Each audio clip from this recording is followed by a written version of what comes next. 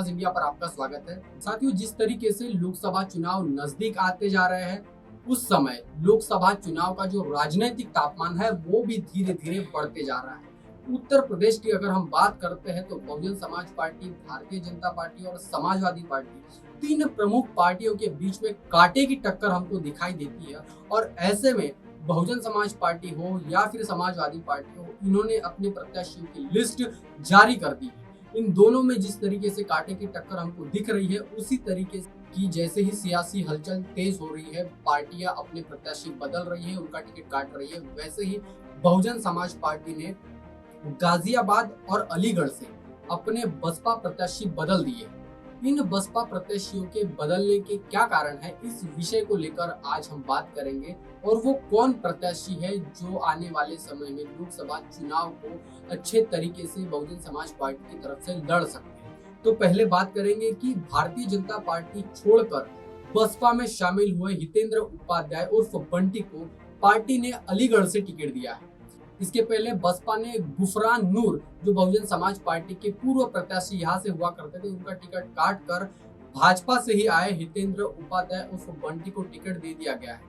खबर है कि गुफरान नूर की तबीयत काफी समय से खराब होने के कारण वो यह चुनाव बेहतर तरीके से नहीं लड़ पाएंगे। इसके कारण बहुजन समाज पार्टी ने अपना प्रत्याशी बदलकर एक ब्राह्मण चेहरा खड़ा कर दिया गया है।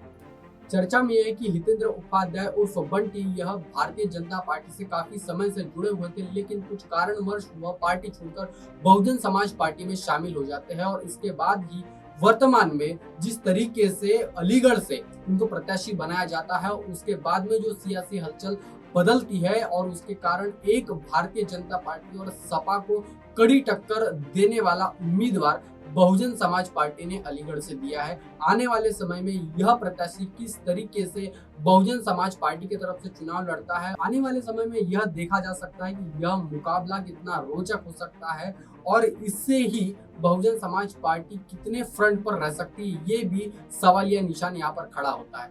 दूसरी बड़ी खबर आ रही है गाजियाबाद से। बहुजन समाज पार्टी ने अपने प्रत्याशी अंशय कालरा का टिकट काटकर ठाकुर नंद किशोर कुंडीर को टिकट दे दिया गया है।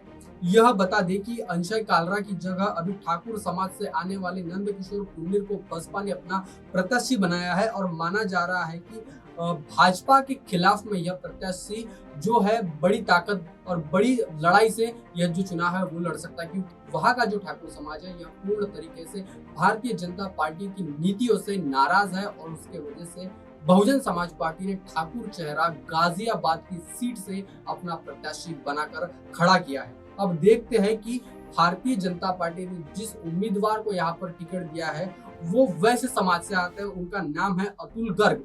इनको भारतीय जनता पार्टी ने अपना उम्मीदवार घोषित किया है। अब इन दोनों जगहों पर, चाहे वो अलीगढ़ हो या फिर गाजियाबाद हो, इन दोनों जगहों में जिस तरीके से ब्राह्मण और ठाकुर का कार्ड बहुजन समाज पार्टी की तरफ से खेला गया है, मायावती जी के तरफ से खेला गया है, आने वाले चुनाव में यह कितना कारीगर साबित होता है, कितना महत्वपूर्ण साबित होता है, यह देखना भी बहुत ही रोमांचक होने वाला है। लेकिन सबसे पहले आपको यह बता दें कि समाजवादी पार्टी, भारतीय जनता पार्टी, इनके बीच में कांटे की टक्कर से बहुजन समाज पार्टी के प्रत्याशी बड़ी ही जोरों शोरों से लड़ने जा रहे हैं। जिस तरीके से बहन जी अपने फैसलों के लिए जाने जाती है कि पहले ही उन्होंने साबित कर दिया कि वो आने वाले चुनाव में अकेली चुनाव लड़ने जा रही है, उसी तरीके से मैदान में अपने ताकतवर प्रत्याशियों को मजबूती से उतारने का काम कर रही है, कांशीराम साहब के राह पर चलने का काम कर रही है, समाज को जोड़ने के लिए विभिन्न समाज से, चाहे ब्राह्मण, वैश्य, बनिया, ठाकुर, सभी समाज के नेताओं को, सभी समाज के लोगों को प्रतिनिधित्व देने का काम, उनको प्रत्याशी बनाने का काम बहुजन समाज पार्टी की तरफ से किया जा रहा है। ये आने वाले 2024 के चुनाव में बहुत ही महत्वपूर्ण हो सकता है। अब देखना यह है कि बहुजन समाज पार्टी सपा को और बीजेपी को किस तरीके से टक्कर देती है और आने वाले चुनाव में इन सब बहुजन समाज पार्टी जिस तरीके से स्ट्रेटेजिकल काम कर रहे हैं उसका कितना इम्पैक्ट पड़ता है, वो किस तरीके से ये जो कार्ड है ये चल पाता है, ये देखना बहुत ही रोमांचक होने वाला है। तो उसी तरीके से आगरा लोकसभा सीट से समाजवादी पार्टी ने अपने प्रेस कॉन्फ्रेंस के जरिए उम्मीदवारों की लिस्ट जाहिर की। वहां से अगर हम बात करते हैं आगरा लोकसभा चुनाव क्षेत्र की, तो सुरेश चंद्र को अपना उन्होंने प्रत्याशी समाजवादी पार्टी ने घोषित कर दिया है। और ये जो कार्ड इन्होंने खेला, ये बसपा के कोर वोटरों में सेंध लगाने का काम समाजवादी पार्टी की तरफ से किया जा रहा है, ऐसा विशेषज्ञों का मानना है। बताया जा रहा है कि सुरेश चंद्र यह जूता कारोबारी है और बहुजन समाज पार्टी की ओर से उन्होंने मेयर का चुनाव वो लड़ चुके हैं और इसी बहाने उनको समाजवादी पार्टी के माध्यम से लोकसभा का प्रत्याशी बनाने की पूरी कोशिश समाजवादी पार्टी की तरफ से देकर उन्हें अपना प्रत्याशी घोषित कर दिया गया है। अब अगर हम बात करते हैं भारतीय जनता पार्टी की, तो इस लोकसभा चुनाव से उन्होंने भारतीय जनता पार्टी के केंद्रीय स्वास्थ्य मंत्री, पूर्व राज्य मंत्री प्रो एसपी सिंह बघेल, इनको दोबारा प्रत्याशी घोषित कर दिया है। और इसके बाद अगर हम बहुजन समाज पार्टी की बात करते हैं, तो बहुजन समाज पार्टी ने यहाँ से पूजा अमरोही को अपना प्रत्याशी घोषित कर दिया गया है।